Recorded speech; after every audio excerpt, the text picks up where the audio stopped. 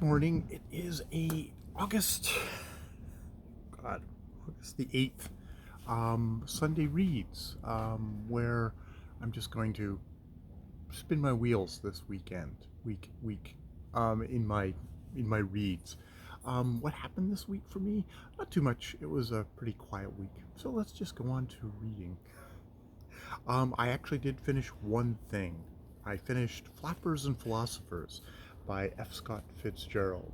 Um, it was an interesting thing to read. It's Fitzgerald's first book, I think, and it's a collection of short stories, and the last story that I read the one that I read this week, Four Fists, was a bit of a disappointment, on a down note on when it comes to Fitzgerald stories. Four Fists is all about this guy Samuel who he gets punched 4 times in his life, and how that each time that rejiggers him, teaches him teaches him a life lesson. It's sort of Fitzgerald, especially with the last fist. Uh, Sort of, it feels like he's almost trying to do a Hemingway, but not really doing a very good job of doing a Hemingway. Kind of the macho guy who gets punched, and that just teaches him a lesson because he's such a freaking lunkhead. And to be honest, the final story, the final fist, has to do with kind of cutthroat business practices, and that the same author who wrote Dalrymple Goes Wrong then would write this story. Um, Seems like disingenuous. Seems like this seems like Four Fists feels like really it's either much earlier story, or it's far more cynical than the much more bleak Dalrymple Goes Wrong, which in some ways in itself is also maybe a little immature. So yeah, I will do an overview of all the Fitzgerald stories, because it really kind of has a lot of his themes in it. It's interesting when you get to read an early work by an author, and you can see it's like, wow, there's a lot of stuff that were his concerns that were there from the beginning. Um, you know, I see sparks of his strengths. I also see things of like, yeah, female characters, that's gonna be an issue with you, isn't it? But there's other stuff there too, and definitely worth talking about. So yeah, that's what actually finished reading. I'm continuing to listen to Zadie Smith's "Feel Free." It's a collection of her essays written kind of over about 8 years through like the Obama thing. Which it's funny. There's definitely some of the essays, like she has one on the on the Zuckerberg, the Social Network movie, and saying like, well, oh, okay. It's funny. One of her points about that movie is, oh, um, they did it just as Facebook was kind of rising up, but before a lot of more of the kind of serious serious kind of stuff had come to light. But the fact is that the whole things of like kind of rigging the election, of with use the Russians maybe using it to rig the election, the the how it seems to kind of be a big part of putting us all into more and more extreme camps. At least, and it is the first one that's done this. I think one of the other things that we've learned from maybe stuff like Twitter and other social media, including YouTube, is that they're all a part of this. But it feels like kind of incomplete parochial story. Though she is very good at pointing out how Fincher and uh, Aaron Aaron Sorkin are very much of an earlier generation and don't quite have the nuance to really get at maybe the blandness, the kind of the quite kind of 2.0 otherness of someone like Zuckerberg. So yeah. So some really interesting essays in there. Some essays that really take me in places I know nothing about. Jay-Z. Other ones interesting to hear about Joni Mitchell from someone who's like, you know, stories about kind of getting something, that kind of excitement, that kind of conversion, in a way. Other things, she's at the moment we're deep in kind of doing like artists, you know, painters, um, the kind of the art movie, The Clock, which is 24 hours of clips of 24 hours of the clock, found in various Hollywood, well, not just Hollywood, but in movies where it's basically a collage of all the times like a clock appears. So if a clock appears at the chimes of midnight, as I guess killing Orson Welles at the chimes of midnight, that will be one clip showing that clock. Where, and all the other various little things, and just like the idea of time in our lives, time in movies. So I've heard of that movie talked about before. So that's all been, yeah. She's really an really interesting essayist who can kind of take you along for a ride, even in stuff that I don't know. Because that's the thing with a lot of times with criticism. A lot of times why, when you see a review of a book, you go, well, I haven't read the book, so I'm not going to listen to the review. She is of such kind of great power that she's able to kind of to give you enough context and also bring enough of herself into it to kind of make you engaged in the story, and is obviously just a really great writer. All this combines together that you're listening about stuff that you like, Jay-Z, that I know nothing about, but is able to kind of bring you along in there, whether it's music, books, art, all that sort of stuff. So yeah. That's I'm enjoying Zadie Smith. I think Steve Donahue at some point said that he wasn't particularly interested in her novels, but thought her criticism was great. And I remember enjoying her fiction back in the day when I last read it. Actually, she does do one piece in here, which she was asked to do an essay on Billie Holiday, and instead of an essay on Billie Holiday, she does an act of ventriloquism, which is sort of her using, I think, the pictures to kind of get into her voice and do this little thing of just her talking and what she kind of envisions Billie Holiday's voice to kind of get a sense of the woman, which was actually a really powerful piece. There are birds in this backyard, and Shira, my doodle, is not going to stand for it. Especially those crows. The crows really like to tease her. So yeah. So that I'm doing that. I am also about over halfway into Patrick O'Brien's H.M.S. Surprise, number 3 in the Aubrey-Maturin series, which I have not read number 2. There is a woman, Diane Villers, who gets kind of alluded to in here as sort of maybe a woman that they both competed for, which I don't know if that was maybe something in that second volume, but Patrick O'Brien, is quite a master in a lot of things in this book. So does brings you along. She has not arrived as of yet. What we have gotten of yet is some really, really terrifying scenes of them making their way through the ocean.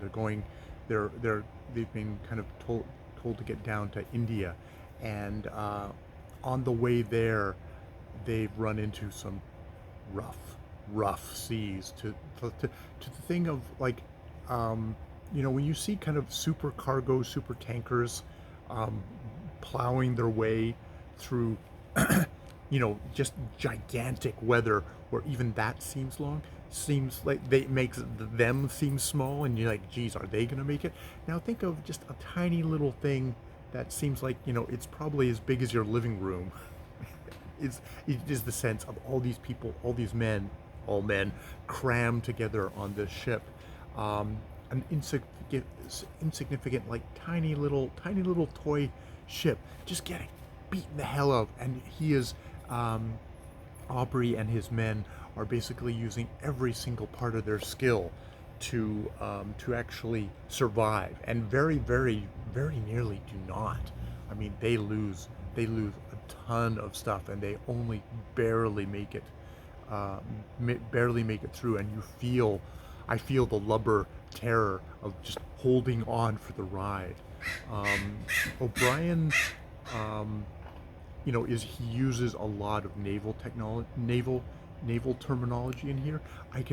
For me, I can only kind of kind of equate this to a great science fiction work where somebody is using amazing has created an entire new world, and all this new technology, this new terminology, and doesn't really feel like, looks at the reader and goes, "You keep up. I'm not stopping for you."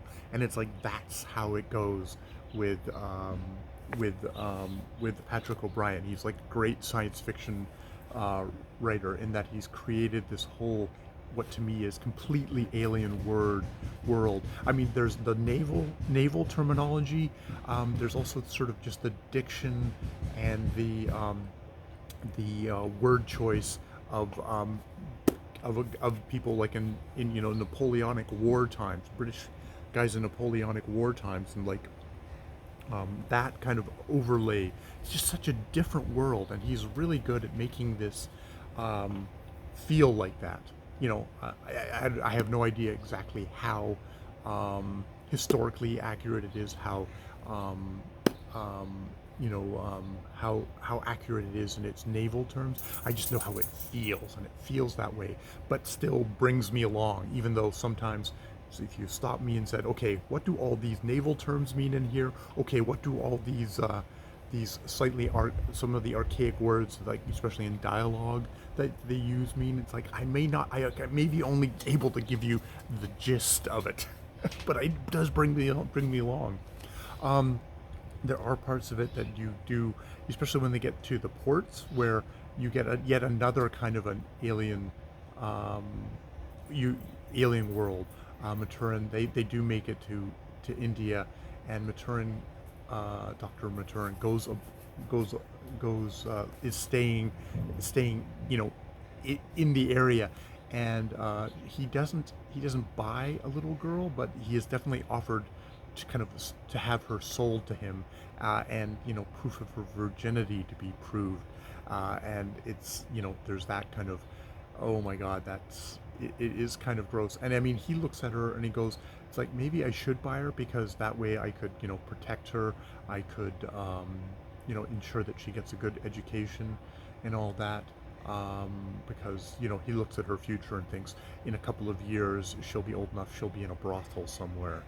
um, uh, in the end, he seems to go by the thing of, yeah, but if I did all that, if I educated her, if I basically kind of Englishified her, I would I would um, crush her spirit or something like that.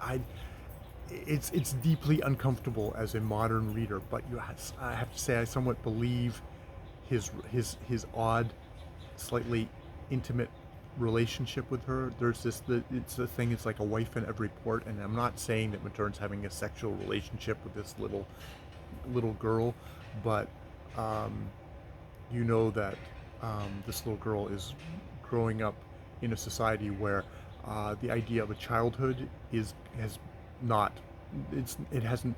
I don't know if it's actually, I know that aboard this ship, the HMS Surprise, there are some of the characters, some of the people who appear like adults because of how they talk, their activities. They're in life and death situations, they have giant responsibilities, are also what we consider now children.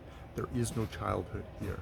um, so it's definitely another glimpse of a different world, and yeah, you can feel that alienness to it. And I guess this his relationship with this little girl is actually where um, that comes up and maybe slaps me more in the face. But it's really interesting. Interesting. It's funny having read the first in the series, which was the Master and Commander. Um, there is a certain amount of, oh, okay, there's a certain kind of pleasures, this being at sea, that the issues of sea. There's the albatross at a certain point. There's the interpersonal stuff. There's all this kind of incident crammed into this ship when you think, oh, we're just on an ocean and it's going to be kind of monotonous throughout. It's like, no, Patrick O'Brien is going by Master and Commander and by this. There's certain things you're going to expect from him of like the certain kind of different adventures and difficulties you get. It'll be if I do actually read all of the books in this series, it'll be interesting to see if he's able to keep that up, that variety of events from book to book, because you'd think there'd be a certain kind of a sameness that would happen. But then again, maybe if every time there's certain kind of genres where I guess you go in going, well, I expect to get these each and every time, and you're satisfied by that, by that sameness as well. Um, we definitely have the stuff of Maturin being a spy and that not going well for him. It turned out when he got exposed at the beginning of the book, he did get exposed, and he gets captured and he gets tortured, and there's a long hunk in here where he's recovering from that, but he's a very strong-minded person. It's also very striking.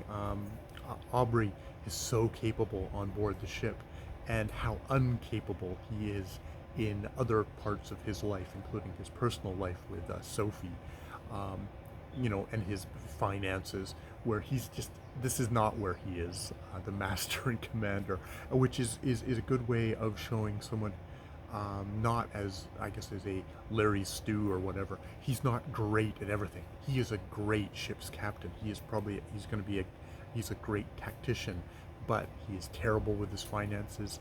He's kind of clumsy with his personal life, that sort of stuff. This Diana Villers, I think, is somebody who also has done a number on him. I can't remember. Maybe she was in the first book. I can't remember. Or was it Sophia in the first book? Sophia definitely, though, as female characters in this book, is definitely the good woman. There is this is a male world, so we might get, there's the glimpses we're seeing of women are, maybe we got the bad woman, we got the good woman, which is not greatly nuanced, but you can see as a way that men of this time men of a lot of times may view women. So I may not be coming here for interesting portraits of women, but we'll see. We've been at sea for so long. I've been at sea in so long with these guys. So yeah. So that is Patrick O'Brien continuing to go well. I'll need to pick up another ebook or not ebook, just another book to read out loud to myself. Something that's out of copyright. That usually that's what I go for. Something out of copyright that I can read out loud to myself, and then kind of process that way each day. I enjoyed that, I enjoy reading out loud to myself. It's a good training for when at work I'm reading to somebody. We're reading some Marvel thing, Thor. Actually, annoyingly enough, it's like Tales of Thor, but the first story was of Thor, had Thor and Loki in it, and then, much to the dissatisfaction of the person reading, of none of the other stories have Thor and Loki in. And every time we start, the person's like, Thor and Loki. It's like, not tonight. And it's like, the frustration. is it's unfortunate, though. They don't want to skip ahead. They're holding out hope Thor and Loki are going to show up, and every time I mention Thor or it's like, oh, Thor, and it's like, it's very cute.